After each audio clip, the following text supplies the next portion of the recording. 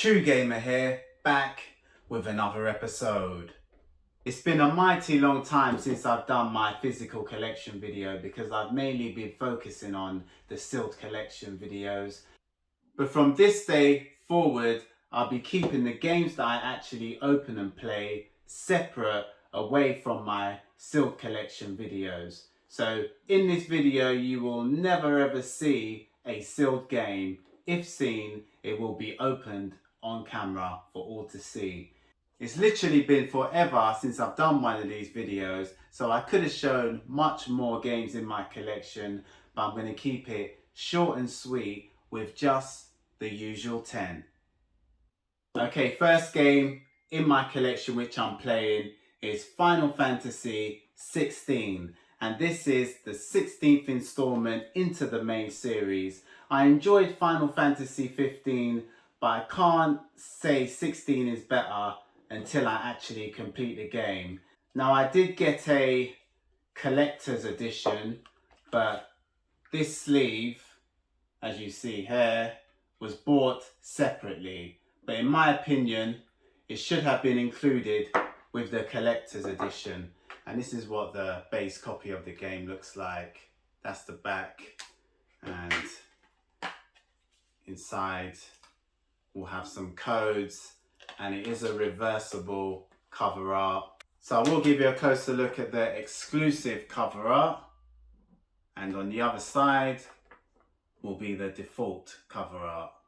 So this classic role-playing franchise was developed by Square Enix Creative Business Unit 3, and Square Enix was the publishers, and it was released 2023. Another game which I'm dipping in and out of is Street Fighter 6, and for me this was a must own so I can complete my Street Fighter main series collection. And once again, Capcom have been crafty because this stylish lenticular sleeve was not part of the collector's edition, which I did purchase. Instead, the money suckers want you to double dip. Now, I think you had to splash out on a deluxe edition if you wanted your lenticular sleeve. I just settled for a eBay seller, which I got for a reasonable deal.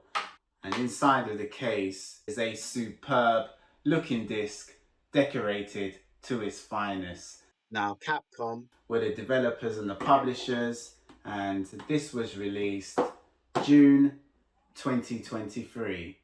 Now, I could honestly say this is one thing that doesn't reside in my body frame, and that is the devil in me. And I have the Volume 2 edition, which includes House of Ashes. At the moment, I'm in the midst of playing the devil in me whenever I find the time. Now, I have to say, Supermassive Games are killing it, and I still need to buy the new VR2 game they released earlier this year.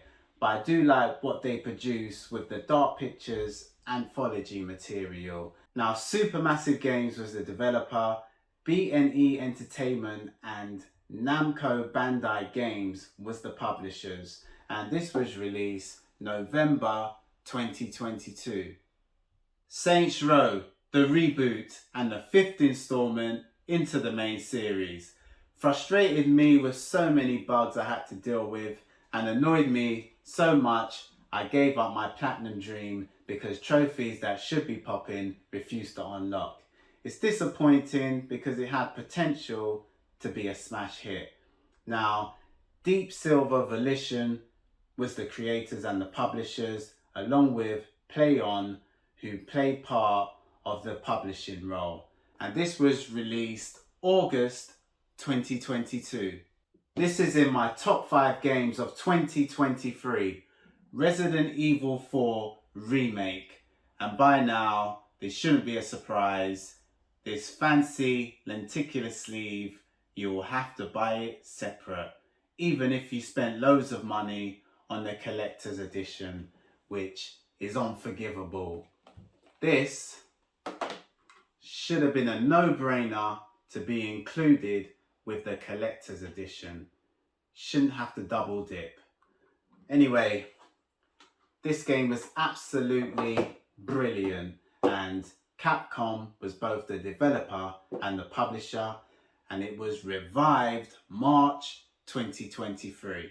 And here is Final Vendetta, who brought back a fan favourite from the PS3 generation, and that is, we have some exclusive artwork on both sides of the cover art, and that is going right back to the glory days. And the illustrations on the disc look supreme. Now if you are a lover of side-scrolling beat-em-ups, you're going to love this.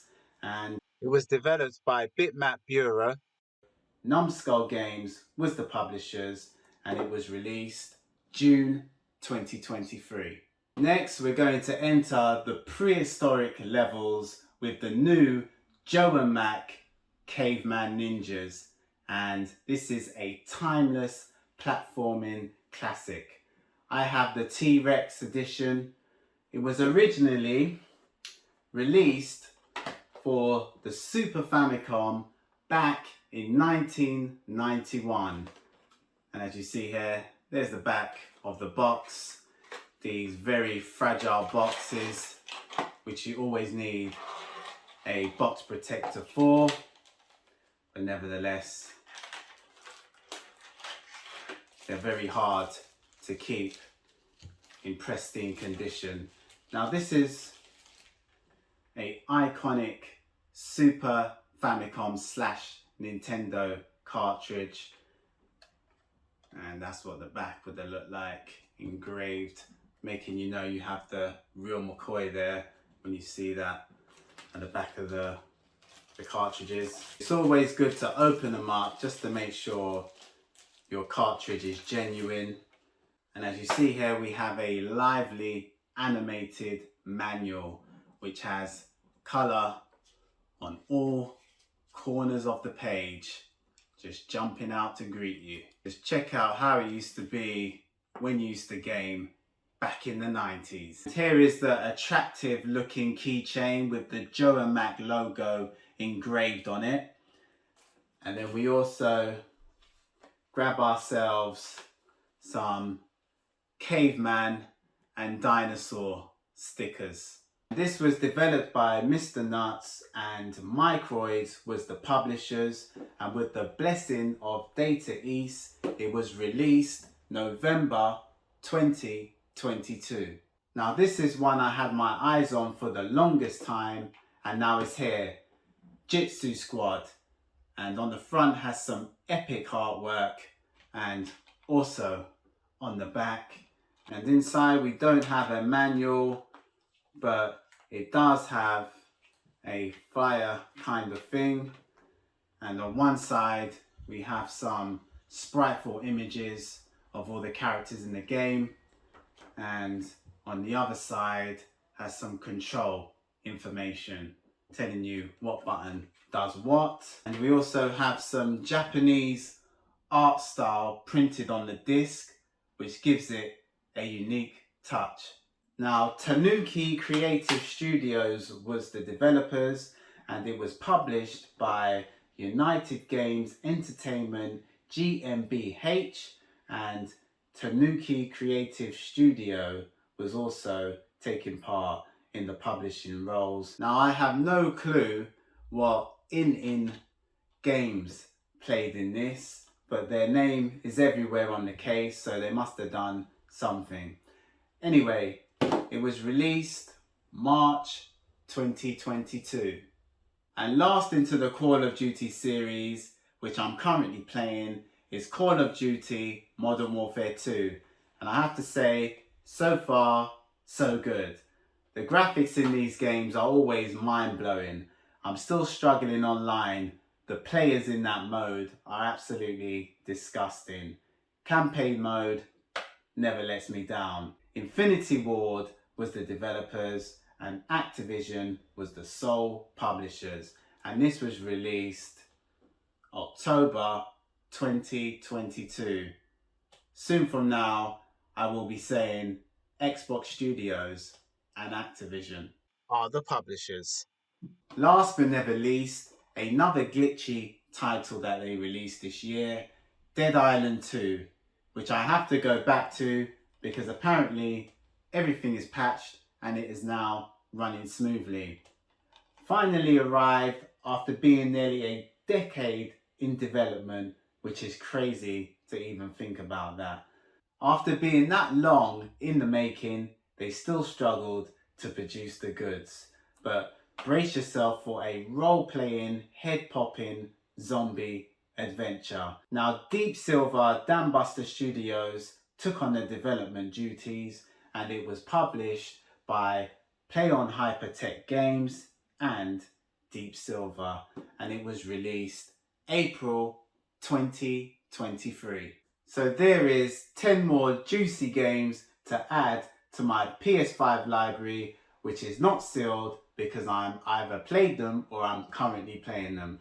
Okay guys, if you liked the video, give me a thumbs up. Even better, subscribe. Till next time, see ya.